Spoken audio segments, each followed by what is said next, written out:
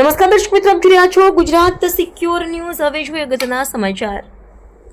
તારાપુર તાલુકાના ફતેપુરા ગામે એક મહિલાને કરંટ લાગતા તાત્કાલિક ખંભાતના દવાખાને ઇમરજન્સી વોર્ડમાં દાખલ કરવામાં આવ્યા હતા।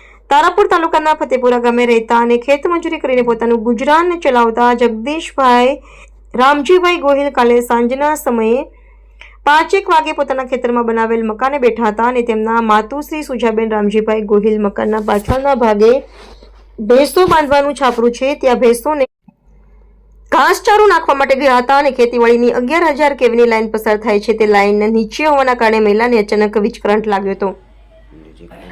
મહિલા બેભાન હાલતમાં પડી ગયા હતા અને ઘણીવાર પછી પણ મારા મમ્મી પાછા ના આવતા મેં પાછળના ભાગે જઈને તપાસ કરતા મારા મમ્મી ગારાવાળા બગડેલા અને પગના ભાગે ગળાના ભાગે અને 70.80% જેટલા દાઝેલી હાલતમાં જોવા મળ્યા હતા। મેં બૂમાબૂમ કરતા મારી બાજુમાં રહેતા વિજયભાઈ કાળુભાઈ ગોહિલ આવી ગયા હતા અને તેમની ક્રેટા ગાડીમાં તાત્કાલિક ખંભાતના કાર્ડિયા કેર સેન્ટરમાં દાખલ કરવામાં આવ્યા હતા। વિદ્યુત બોર્ડના માણસોની બેદરકારી સામે આવી હતી। અંદાજે 2 મહિના અગાઉથી આ લાઇટના તાર જમીનથી 3 ફૂટ જેટલા અંતરે આવી ગયા હતા અને વારંવાર રજૂઆત કરવાથી આ બનાવ બન્યો। તેના આગલા દિવસે સ્થળ પર જઈને જોવા છતાં ખેતીવાડીની લાઇટ ચાલુ કરવામાં આવી હતી ને એક મહિલા જીવન મરણ માટે ઝઝૂમી રહી છે।